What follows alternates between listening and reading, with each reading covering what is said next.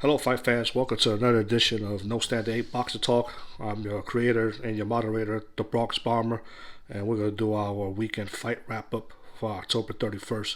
There was a lot of great fights this weekend, but I'm only going to cover a few. I'm going to start off with covering Michaela Mayer. She just became the WBO World Title holder when she convincingly beat Brotnica in a tough, grueling match. Brotnica was trying to pose her will on the inside and sometimes proved to be the better fighter on the inside, but she lost a few points on holding, and but Michaela Mayer just weathered that storm and showed great boxing skill and applied that pressure and ultimately won the belt. So congratulations to her and her team. The future's bright for Michaela, and hope to see some great success from her. The next fight was I'm going to cover was the Inoue Maloney fight. What did we expect? I didn't expect any different outcome. Inoue knocked out Maloney with a thunderous, beautifully set up right hand. Which shows you why Inoue is in the talks always in the high rankings for the pound for pound, top three in most lists, pound for pound. He proved it that night. Maloney was no chump. He was game. He showed up to fight, showed some moments of brilliance during the fight, but ultimately, when you're an elite fighter like Inoue, and words have meanings, okay? So it's appropriate to use the word elite. It separates the greats, and then great separates the average, so forth and so forth. So we're going to talk about what elite means, especially when I cover Tank Davis here in a little bit. But when you have that combination of great boxing ability, ring generalship, IQ, speed, power, footwork, all those things, when they all come together, when all that meshes together, it makes for a beautiful thing to watch. And that's the elite level of fighting. We're talking about the Inoue's, the Floyd Mayweathers of the world, the Sugar Ray Robinson, Sugar Ray Leonard's, Roberto Duran's, of the world. That's the elite caliber level of fighting where Roy Jones Jr., Mike Tyson, where great fighters look like average fighters next to these guys. I could go off on a tangent of how people say Roy Jones Jr. never fought anybody or he outclassed everybody. No, these guys were number one, top 10 contenders, great, I don't want to fall off the rails of that. But when you talk about that elite level competition with a guy like Maloney, who's not a chump, who possesses great boxing skills, who has his moments, like I said in the fight, it gets obliterated by a straight right that was set up perfectly by Inoue. Watch the way he set that right hand up. It was textbook perfect. That's what you get. Let's talk about Tank Davis and the Santa Cruz fight.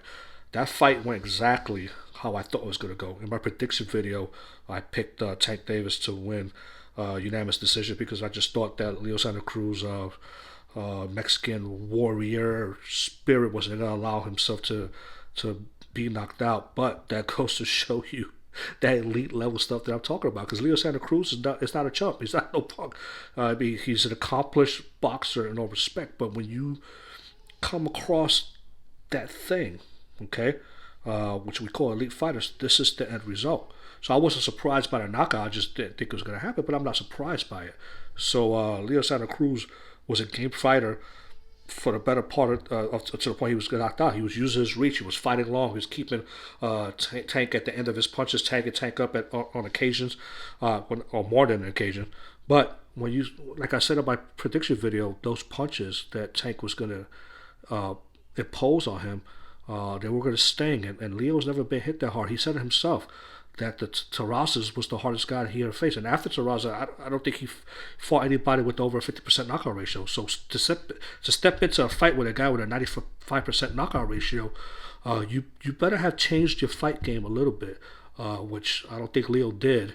And you better, have been in there sparring with some heavy hitters. So I don't know who they brought in to spar with Leo to get his chin prepared for that.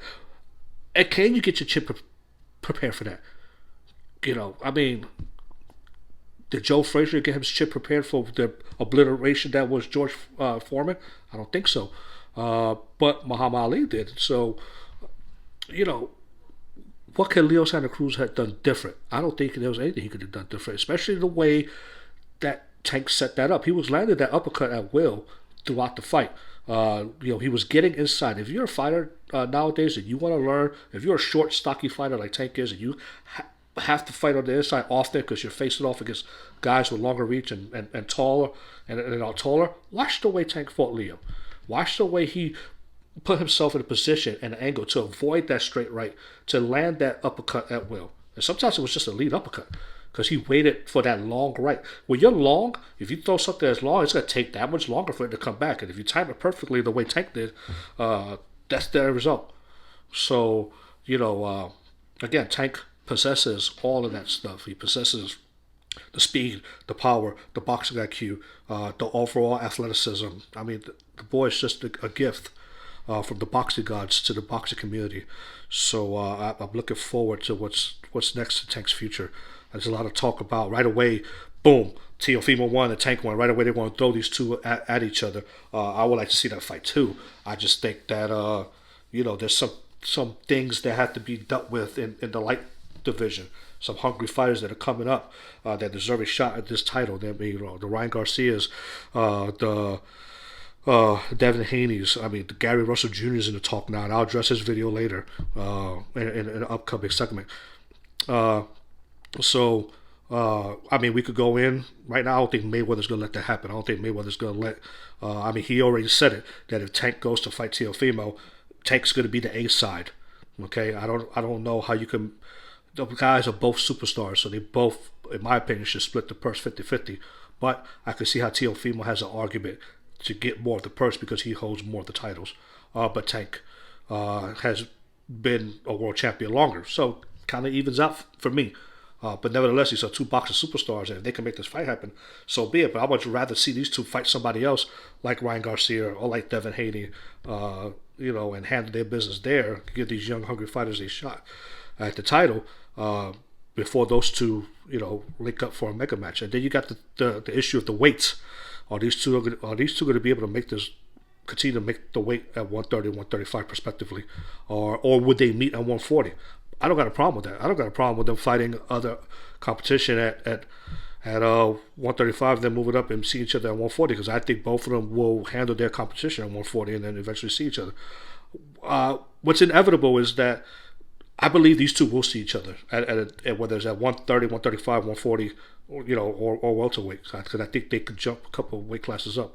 Hell, Tank walks around sometimes at 160. His own family makes fun of him at house parties. If you see the videos about how he walks around, so for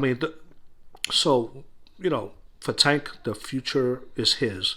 He has all the skills, all the boxing skills, but to be a superstar, to be up there with the likes of Floyd Mayweather, he has a great mentor in Floyd Mayweather. A lot of you may not like Floyd Mayweather for his antics, but he's a boxing genius.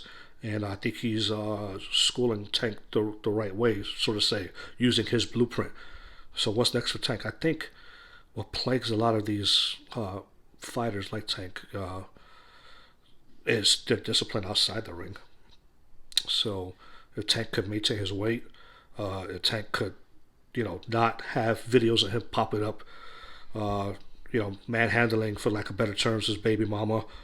If he could just stay focused and not become the Adrian Broner of the world, who I think is the most greatest waste of talent in our sport because of outside distractions and lack of discipline and allowing himself to not focus and thinking himself bigger than what he was.